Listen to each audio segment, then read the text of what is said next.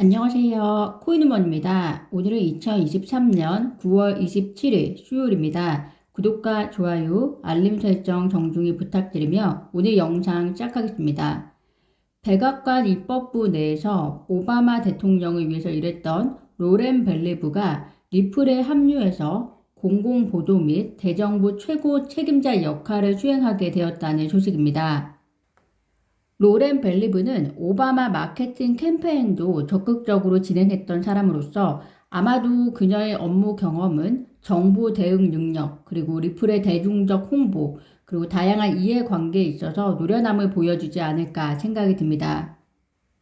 미국 내에서 암호화폐 규제 환경이 복잡하면서도 또 차츰 진화의 조짐을 보이고 있습니다. 리플 입장에서는 변화하는 규제 환경에 적응하는 것도 필요하겠지만 IPO 등 리플이 가지고 있는 마일스톤들을 성공적으로 진행시키기 위해서는 정부와 다양한 기업들을 리플의 기술에 참여시키고 긍정적인 경험을 공유함으로써 궁극적으로는 대중에게 더 가까이 가는 전략적인 스탠스를 취하는 것이 중요할 것이다 라고 저는 개인적으로 생각이 되어집니다. 기업과 기관에 의해서든 소비자에 의해서든 혹은 투자자에 의해서든 결국에는 유틸리티 효용성을 높이는 것이 리플 기술과 그리고 XRP의 유동성 증가의 키가 될 텐데요. 26일 유투데이에 따르면 XRP 거래량이 하루 사이에 약 10% 증가했다고 합니다. 이는 전반적으로 기관 투자자들 사이에서 XRP에 대한 수요가 큰 폭으로 늘어나고 있는 것으로 보여지고 있다라고 하는데요.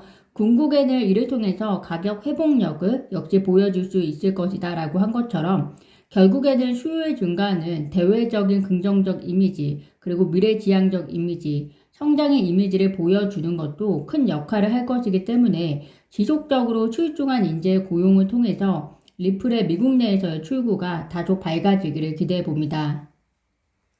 LCGBC 고객들이 이제 주택담보대출금 그리고 대출금을 암호화폐로 납부할 수 있다는 소식입니다. 이를 위해 승인된 암호화폐는 현재 비트코인, 리플, 이더리움, 도지 등이고요. LCGBC의 페이먼트 채널의 확대는 암호화폐를 화폐 수단으로서 효용성을 증가시키고 있다는 점에서 고무적인 일이 아닌가 싶습니다.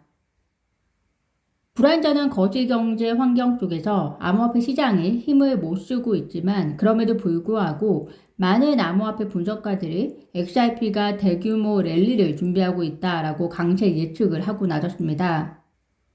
트레이딩 뷰의 암호화폐 분석가 오크샤코는 현재 시장 사이클이 2016년에 시작해서 2018년 초에 끝난 대규모 랠리 이전에 2015년 시장 사이클을 모방하고 있다라고 지적하고 있습니다. 이에 따르면 비트코인 가격이 21만 5천 달러까지 오를 수 있고 이 경우 XRP 가격이 처음에는 43달러까지 오를 수 있다라고 분석을 하고 있습니다. 그리고 이것이 시작으로 비트코인 가격이 124만 7천 달러에 XRP 가격은 249달러까지 치솟을 수 있다라고 분석했는데요.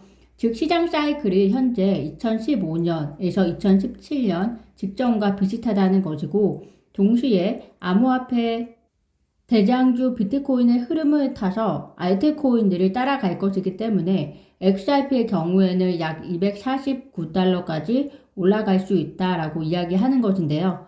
전체적인 거시 경제 흐름과 그리고 암호화폐 시장의 분위기에 따른 사이클, 동시에 각 암호화폐 자산이 가지고 있는 모멘텀들을 보면서 해석을 해야 되기 때문에 이 같은 분석은 그저 참고하시면서 투자자분들 나름의 개인적인 기준에 의해서 투자에 임하시면 좋을 것 같다는 생각이 듭니다. 현지 시간으로 27일 저녁 7시 미국 하원금융서비스위원회에서 게리 겐슬러 청문회 증언이 예정이 되었습니다. 우리나라 시간으로는 내일 아침 정도가 될 것 같은데요. 게리 겐슬러의 사전 청문회 증언 내용이 공개가 되었는데요. 이에 따르면 대다수 토큰이 증권법 적용 대상이라는 점을 고려하면 대다수 암호화폐 브로커들도 증권법을 준수해야 한다라는 내용이 포함됐다고 합니다. 이에 대해서 리플 최고 법률 책임자는 아마도 청문회에서 하원 의원 한 명은 리플 사건에 대한 지난 7월 13일 판결문의 일부를 읽을 것이다. XRP가 하위 테스트에 따라서 증권 계약 혹은 판매 행위가 아니라는 문장이다 라고 덧붙였는데요. 이번 사전 청문회 내용을 통해서도 확인하실 수 있는 것이 게리 겐슬러는 법원의 판결 따위는 중요하지 않을 것으로 보입니다.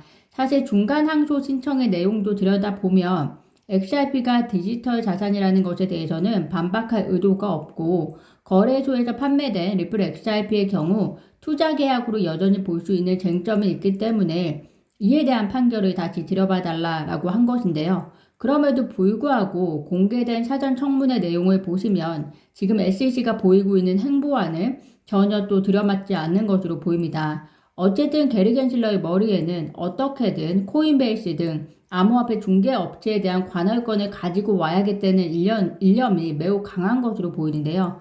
과연 상대적으로 터프한 하원금융위원회 의원들의 질문에 대해서 이번에는 어떤 답변을 보일지 매우 궁금한 상황입니다. 특히 이번 청문회를 앞두고 톰 에머를 포함한 4명의 미국 하원 의원이 SEC의 비트코인 현물 ETF 신청 승인을 즉시 추진할 것을 촉구하는 서한을 보낸 만큼 이번 하원금융위원회의 청문회에서는 겐실러에 대한 챌린지에서 그치는 것이 아니라 이번 기회를 통해서 암호화폐 규제 법안 처리에 대한 가능성이 좀 더 높아지는 계기가 되면 좋을 것 같다는 생각을 해봅니다. 거시경제의 불확실성이 거세지고 있습니다. 연준은 데이터 중심으로 한 차례 더 금리 인상 가능성도 있을 수 있음을 보여주었고 실제로 연준 의원 중에서 12명이 최소한 한 차례 더 금리 인상을 예상을 했었습니다.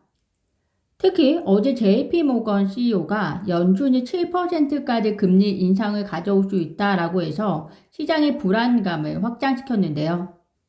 연준의 금리 인상 근거는 물가 지수를 제외하면 결국 데이터, 즉 실업률과 경제 성장률과 관련된 데이터가 메인이 될 것 같습니다. 그런데 어제 발표된 데이터와 기사는 또 경기 침체를 우려하는 내용들이 발표가 되었는데요. 신규 주택 판매는 전월보다 8.7% 감소했다는 데이터고요. 경기에 대한 소비자 신뢰도 9월 103으로 뚝 떨어지면서 4개월 만에 최저치를 기록했는데요.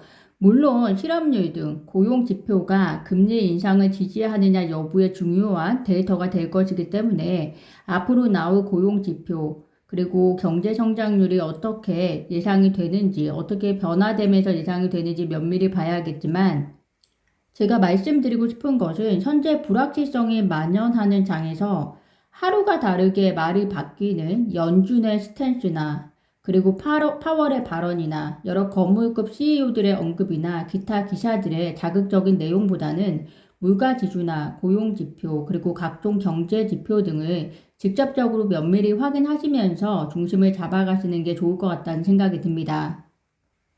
오늘 제가 준비한 소식은 여기까지입니다. 오늘도 영상 시청 진심으로 감사드리고요. 구독과 좋아요, 알림 설정은 코인 우먼에게 큰 힘이 됩니다. 감사합니다.